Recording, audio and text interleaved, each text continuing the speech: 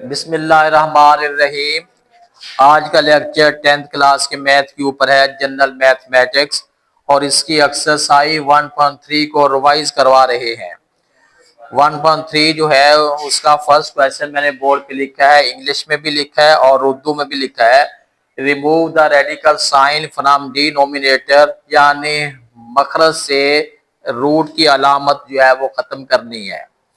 मखरज तो पता है कि जो नीचे वाली वैल्यू होती है उसे डिनोमिनेटर कहते हैं, मखरज कहते हैं। इसके ऊपर रेडिकल साइन है, यानी रूट का साइन है। हमने इस रूट के साइन को खत्म करना है। कैसे खत्म करेंगे? आपने मल्टीप्लिकेशन, आप पहले एक बार इक्वल का साइन लगा लें। ये 1/5 रूट है। आपने बेटे इसी वैल्यू को आपने इधर से मल्टीप्लाई करना है और इसी वैल्यू से आपने डिवाइड करना है, ताकि क्वेश्चन का जो बैलेंस है वो खराब ना हो। उसके बाद आपने क्या करना है, जो न्यूमरेटर है यानी ऊपर वाली वैल्यू को आपने ऊपर से मल्टीप्लाई करना है और नीचे वाली वैल्यू को आपने नीचे से मल्टीप्लाई करना है। √5 को जब हमने 1 से मल्टीप्लाई करना है तो √5 आ जाएगा, और नीचे वाली वैल्यू जो है √5 है, √5 है, तो हम इसको यूं भी कर सकते हैं, √5 का स्क्वायर है। रूल कहता है कि जब दो वैल्यू आपस में मल्टीप्लाई हो रही हो तो हम उसका स्क्वायर कर देते हैं। अब रूल ये है कि स्क्वायर को, रूट को खत्म करने के लिए स्क्वायर लेते हैं, स्क्वायर से रूट खत्म हो जाएगा। ये आ जाएगा √5 है और नीचे वाला 5 है। क्वेश्चन सिर्फ इतना था कि आपने जो नीचे वाली वैल्यू के ऊपर जो रूट का साइन है इसको आपने खत्म करना है। सिर्फ इतना क्वेश्चन था। और ये शॉर्ट क्वेश्चन में आता, उसका हल ये था कि जो वैल्यू हमारे पास थी हमने इसी से मल्टीप्लाई किया है और इसी से हमने डिवाइड किया, और डिवाइड करने के बाद ऊपर को हमने ऊपर से मल्टीप्लाई किया, 5 रूट आ गया। नीचे वाली वैल्यू, दो वैल्यू सेम वैल्यू थी, उनके ऊपर रूट था, उनको हमने स्केयरिंग कर दी है। स्केयर से रूट कैंसिल हो गया, सिर्फ नीचे 5 आ गया, क्योंकि क्वेश्चन की कंडीशन भी सिर्फ इतनी थी कि आप जो है नीचे वाली वैल्यू से आप रूट को खत्म कर दें। उन्होंने कंडीशन ये लगाई है कि नीचे वाली जो है उससे रूट खत्म करें, मखरज को खत्म करना है। नहीं, उन कंडीशन अगर वो कहते हैं कि आप न्यूमरेटर से रूट को हटाएं फिर हम ऊपर वाली वैल्यू को खत्म करेंगे, लेकिन जो क्वेश्चन की कंडीशन है वो ऊपर वाली वैल्यू का नहीं है, नीचे वाली वैल्यू का था। अब इसका जो बेटे जो सेकंड पार्ट हमारे, बेटा जिसको समझ ना आए मुझसे पूछ लेना। ये रिवीजन हो रही है, शायद दोबारा एक दफा और मैथ करवा ना पाए, क्योंकि अभी जो बच्चे 9th से सप्ली रह गई है, मैंने उनको अब फोकस करना है, उनको भी मैथ शुरू करवाना है मैंने, लेकिन ये साथ साथ होता जा रहा जाए। आज बेटे आपने ऐसा करना है कि पहले 3 सवाल जो है ना होमवर्क में करने हैं, इनको तैयार करना है। कल मैं 3 सवालों में से कोई सवाल डेली, सर कहते हैं डेली बेस पे आप इनका टेस्ट लें, कोई दिन मिस ना करें, और टेस्ट की रिपोर्ट मुझे फॉरवर्ड करें कि कितने बच्चे टेस्ट कर रहे हैं और कितने नहीं कर रहे। और ये भी हो सकता है कि टेस्ट आज तो सर नहीं आए, लेकिन टेस्ट लेने के लिए मैं किसी और पीरियड का सहारा लूं या आपकी ब्रेक बंद करके मैं टेस्ट लूं, क्योंकि कल मैं टेस्ट सर को नहीं दिया। आज वो मुझसे पूछेंगे कि वो टेस्ट, क्योंकि वो आपके बारे में बहुत जो है वो देख रहे हैं, इस क्लास का हाल खराब है। आप बेटे इसका दूसरा पार्ट देखिएगा, थोड़ा सा है तो वो इतने थोड़ा सा उसमें चेंज ये है, ये 2/√3 है, डॉट का मानी मल्टीप्लाई है, 7/√3 है। जी बेटे अब हम इसको सॉल्व करते, इक्वल का साइन लगाएंगे। जाहिर है अब इसके अंदर नीचे 2 रूट आ गए हैं, 2 रूट आ गए। हम ऐसा करते हैं कि इनको ऊपर को ऊपर से मल्टीप्लाई पहले करते हैं, सिंगल वैल्यू बना लेते हैं। 14 बन गया, 2 3 जो है ये 6 रूट बन गया। यहाँ तक तो समझ आ गई बेटे आपको? अच्छा ये डॉट का मानी मल्टीप्लाई हो रहा है। अच्छा नेक्स्ट देखिएगा, अब आपने इसको रैशनलाइज जैसे कहते होते हैं ना, जिस रूट है आपने इसी से इसको मल्टीप्लाई करना है और इसी से डिवाइड करना है। इसी से ऐसा क्यों कर रहे हैं, कोई और फिगर हम क्यों नहीं लिख रहे? अगर कोई और फिगर लिखेंगे तो वो रूट खत्म नहीं होगा, ठीक है। अगर यही सेम फिगर हो जाएंगे तो स्केयर हो जाएगा, स्केयर से हम फिर रूट को खत्म कर लेंगे। अब बेटा ऊपर वाली वैल्यू मल्टीप्लाई करते हैं तो आपने 14 6 रूट डालना है। कहीं आपने ऐसा नहीं करना कि 14 को 6 से मल्टीप्लाई कर दें, क्योंकि रूट सिर्फ और सिर्फ 6 के ऊपर है, 14 के ऊपर रूट नहीं है, ये मल्टीप्लाई नहीं हो रहे। हमने इसको ऐसे करना है। उसके बाद 6 रूट मल्टीप्लाई 6 रूट, इसको आपने बेटा ये करना है 6 रूट का स्क्वायर करना है।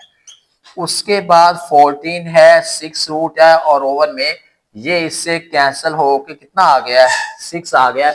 ओवर से रूट खत्म हो गया ना नीचे वाली वैल्यू से। यही क्वेश्चन की कंडीशन है कि आप नीचे वाली वैल्यू के ऊपर से रूट की अलामत को हटाएं। आगे अगर ये कैंसिल हो रहा है तो आप कैंसिल कर दें, और अगर कैंसिल नहीं हो रहा तो आप रहने दें। अब 2 से कैंसिल हो, 2 7 जा रहा है, 2 3 जा रहा है, ये बेटे 7 6 रूट है और ओवर 3 है।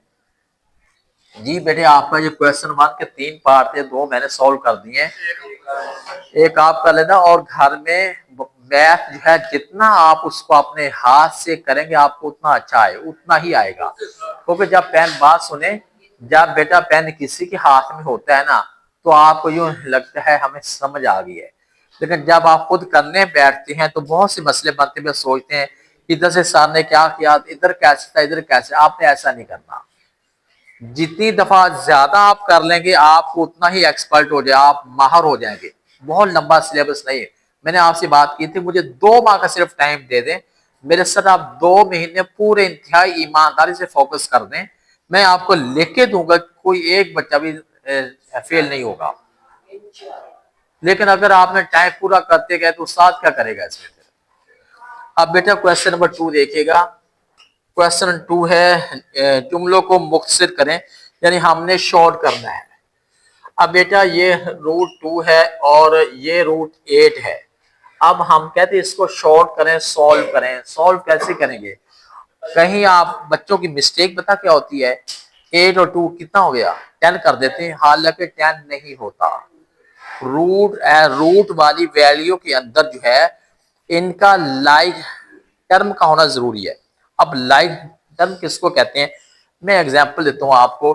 ये मेरे पास ये ए बी है, अच्छा नीचे बेटा अगर ये ए बी होगा तो 2 है, अगर ये ए बी नीचे होगा तो ऐड हो सकेगा ना।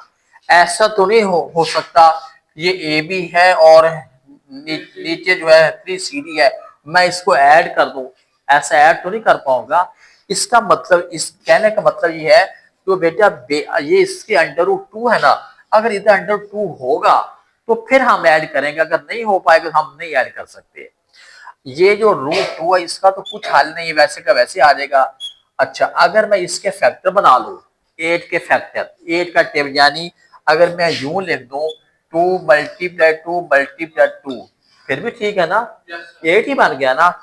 2 2 जा 4, 4 2 जा 8 है, और रूट अगर 8 के ऊपर है तो उसके पास के ऊपर भी तो होगा ना, ये रूट 2 है। अब बेटा इसको अगर मैं यू कर दूं, 2 का स्क्वायर है मल्टीप्लाई 2 कर दूं, ये भी ठीक है। अच्छा उसके बाद बेटा ये रूट अगर मैं इसको इसका रूट अलग कर दूं, इसका रूट अलग कर दूं, फिर भी ठीक है। जब रूट सब के ऊपर है तो उसके पार्ट्स के ऊपर भी रूट ही होगा, जाहिर है। उसके बाद फर्दर अगर इसको यूं कर दिया जाए, रूट 2 है प्लस स्केयर से रूट खत्म, जो 2 आ गया, ये रूट 2 वैसे का वैसे आ गया। ये बात भी फॉलो होगी आपको, समझ सबको बेटे आ गई है, सवाल समझ आ गया आपको। अच्छा बेटे इसका 1 है, जिसके साथ कोई नहीं होता उसका कितना होता है, 1 है। अच्छा 2 और 1 कितना हो गया, 3 है। अंडर 2 वैसे का वैसे आ गया, जैसे वो ए बी वैसे का वैसे आ जाता है ना। जो पहले उसके कोफिशिएंट होते हैं जिसको अदरी सर कहते हैं, वही प्लस होते हैं, बेस तो प्लस नहीं होते ना। आपको समझ आ गई है। स्टूडेंट की मिस्टेक क्या होती है, 2 और 8 ऐड करके 10 रूट कर देते हैं, वो रॉन्ग होता है। सिर्फ रूट वाले फिगर आपस में मल्टीप्लाई तो हो सकते हैं, मल्टीप्लाई हो सकते हैं, लेकिन ऐड नहीं हो सकते। ऐड होने के लिए इनकी बेस का होना जरूरी है, सेम बेस का होना जरूरी। आप बेटे क्वेश्चन नंबर 2 देखिएगा, थोड़ा सा स्लाइड सेकंड पार्ट है, 2 का सेकंड पार्ट है, थोड़ा सा चेंज है। ये 4 है, 50 रूट है, प्लस जो है 200 रूट है, और उसके बाद है प्लस है 50 रूट है। जी बेटे, अब हम इसको कैसे ऐड करेंगे? क्वेश्चन है ना, ऐड कैसे करेंगे? अब इसके सब के फैक्टर बने, क्योंकि अंदर वाले सारे सेम होते ना, तो फिर तो ऐड हमने आसानी से कर लेना था। लेकिन अब मसला ये कि अंदर वाले तो सारे सेम नहीं है, इसके फैक्टर फॉर्म करने पड़ेंगे। फैक्टर फॉर्म करने आते ना आपको, जैसे ये मिसाल के तौर पर ये 50 है, इसको मैं 2 पे करता हूँ, 2 25 जार है, उसके बाद है 5 5 जार है, 5 1 जार है। अच्छा ये हो, अब 200 को एक दफा कर लेता हूँ। 200 को बेटा करते हैं 2, ये 100 जार है, उसके 250 है, उसके बाद 225 है, और 5 5 जार है, और 5 1 जार। ठीक बेटे। अच्छा अब आपने फैक्टर फॉर्म करने हैं। 4 तो वैसे का वैसे है, ये हो जाएगा 2 मल्टीप्लाई 5 मल्टीप्लाई 5, इसके ऊपर रूट वैसे का वैसे आ गया, प्लस 200 के बन गए हैं 2 मल्टीप्लाई 2 मल्टीप्लाई 2 मल्टीप्लाई 5 मल्टीप्लाई 5 है, इन सब के ऊपर रूट है। उसके बाद प्लस का साइन है, ये वही 50 आ गया, 2 मल्टीप्लाई 2 मल्टीप्लाई 2, ये सब के ऊपर रूट है। बेटा अच्छी तरह समझिएगा। हाँ बहुत अच्छी बात है, क्योंकि ये तो सारा अगर ऐसा नहीं होता सारा गलत हो जाता, पर 5 तो 55 पढ़ा जाता है। अब बेटा आप देखें, ये 4 अब 2 है, इस वैल्यू को अगर हम यू कर लें, ये ठीक हो गया। अच्छा उसके बाद ये 2 3 दफा, आप एक दफा ले लें, 2 का स्केयर है, उसके बाद ये 2 है, उसके बाद ये 5 का स्केयर है, सब के ऊपर रूट का साइन डाल देते हैं। प्लस 2 है मल्टीप्लाई 5 का स्केयर है, और ये रूट है। चलो बेटा स्पेस, अब इधर स्पेस इधर कर देता हूँ, या नीचे अभी ये कर दो। अच्छा आगे बेटा देखिएगा, ये 4 है, ये रूट 2 है, मल्टीप्लाई 5 का स्केयर है, रूट 2 है, प्लस 2 का है, मल्टीप्लाई रूट 2 है, मल्टीप्लाई 5 का स्केयर है, रूट 2 है, उसके बाद प्लस रूट 2 है, मल्टीप्लाई 5 का स्केयर रूट 2 है। जी बेटे बात फॉलो हो गई है? अच्छी तरह आगे देखिएगा जरा से, ये 4 वैसे आ गया, मल्टीप्लाई ये 5 का स्केयर कैंसिल हो गया, स्केयर से रूट कैंसिल, मल्टीप्लाई 5 आगे बाहर, अंदर 2 बच गया इसका। देखिए फिर देखिए बेटे, 4 है ना, स्केयर से रूट कैंसिल, 5 आ गया, जिसका रूट खत्म हो जाए वो आ जाता है बाहर, पीछे अंडर रूट 2 है, फिर आगे प्लस का साइन आ गया, 2 का रूट खत्म हो गया, 2 आ गया, मल्टीप्लाई 5 का खत्म हो गया, 5 आ गया, और अंडर 2 बच गया। उसके बाद नेक्स्ट देखें, 5 का खत्म हो गए, प्लस 5 है, और अंडर रूट 2 आ गया।